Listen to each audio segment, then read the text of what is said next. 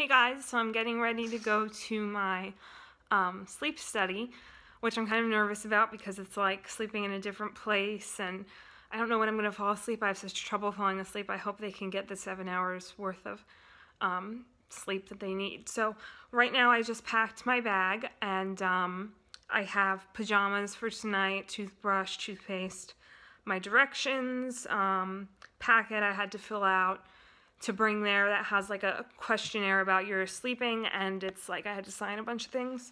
I have some snacks, I don't think I'm going to need them, and stuffed toiletries like for the morning, and my robe so I'm nice and warm, and that's pretty much it. And I'm gonna go. I took a test run to the hospital because I'd never been there before and I wanted to drive there once before. You know, I had to be there at a certain time and I had never gone there before. So I took a test run there and I was able to get there. So hopefully everything will go well.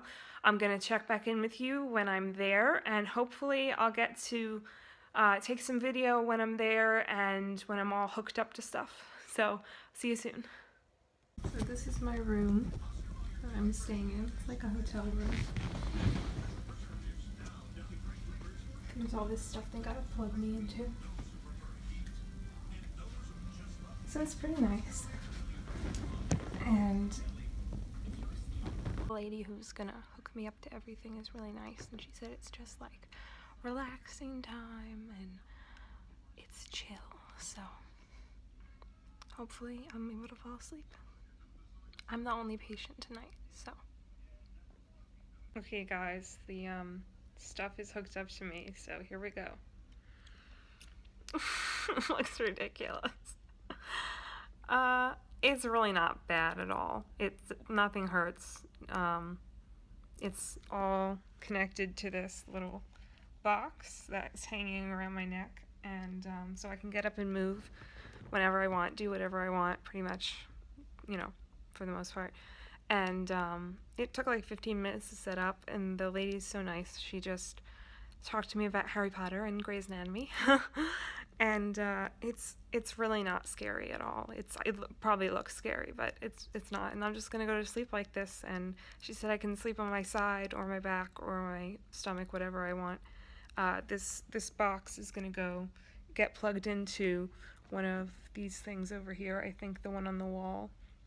And she's going to monitor through the ones up here, my brain activity, the ones down here, my movement of my like mouth and stuff, my breathing, and back on my back I have some that she'll monitor my heart. So that's what she has to sit up and watch that all night. So should be interesting, and I can't wait to find out the results once it's done. And I'll keep you updated on what happens. I had to fill out some paperwork with some questions about my day of sleep and everything, but I'm really pain-free. I forgot I also have thingies hooked up to my legs so she can monitor my leg movement, like for restless leg syndrome and different things like that. There's other disorders beside restless leg syndrome that you can have when your legs move in your sleep. So a lot of stuff hooked up, but not painful or anything. Hi everyone, it's the day after my sleep study. It's been like a whole day since I got home. I didn't fall asleep there until about 6 in the morning, so luckily I had them schedule another technician to come, a daytime technician, so I could stay until 12 because I knew I was going to have trouble falling asleep.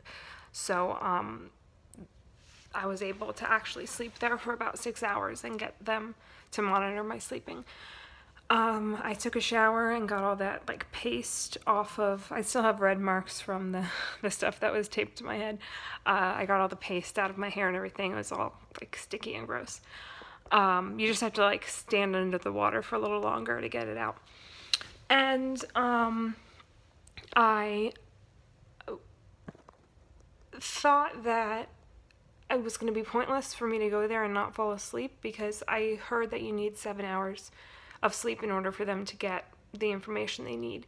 But in the middle of the night I called in Amy, who was the technician, and said, "Is this pointless? Because I'm not falling asleep and I don't want to be here for no reason. Like, am I going to have to come back?" And she said, "No. First of all, you have until 12 noon the next day, which is plenty of time. And second of all, you don't need a whole night's sleep. You just need a few hours." I said, "What about the whole 7 hours thing?" And she said, "No, you need at least 6 hours of recorded footage for insurance purposes." And that means they actually videotape you sleeping, which is weird, but you know, she said she wasn't like watching it. She puts other screens in front of it so no one feels uncomfortable. They have to record it so they can see any movements you make or whatever. So I was really happy to hear that. She said you could just get 2 hours of sleep and it would be enough to finish the study. So I thought that was great. If you've ever been in like a show in like school or community theater or something, the tape they use to tape everything onto you is mic tape. So it's easy to get off, but if it gets stuck in your hair, it's like memories of high school theater. The one thing I wanted to mention was I was getting all this stuff hooked up to me and everything, and Amy, the technician, said, "Do you work?" And that's the first time anyone's ever asked me that question that way before. I mean, usually people say, "What do you do?" or "Where do you work?" And I feel like I have to convince them like that I'm not able to work because of my sleep problems, and it's so socially unacceptable to be 24 years old and to not have a full-time job. So I feel very self-conscious about that, and I kind of avoid the question and say, well, I run this nonprofit, and I mean, I work some nights during the week, but I don't work full-time. So she said, "Do you work?" And I just was like, finally, someone understands with this sleep problem, it can be impossible to work. It's not just me being lazy or tired and not wanting to try and giving up. It's a real problem. I mean, if you had a broken leg, I mean, people use these comparisons all the time. If you had a broken leg, no one would be like, "Oh, you can't use the stairs." But because it's something you can't see, there's no x-ray, there's no MRI, there's no physical symptoms that are, you know, you're able to see. It's like, well, what's wrong with you? Why can't you do what everyone else does?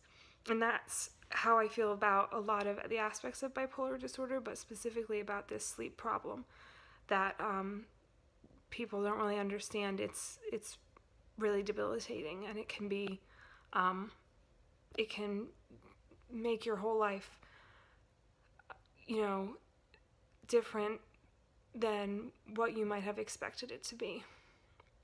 So I really liked how she worded that question, "Do you work?" Not "Where do you work?" Not accusing me of not trying hard enough. Just, "Do you work?" So, okay, so that's it for my sleep stuff.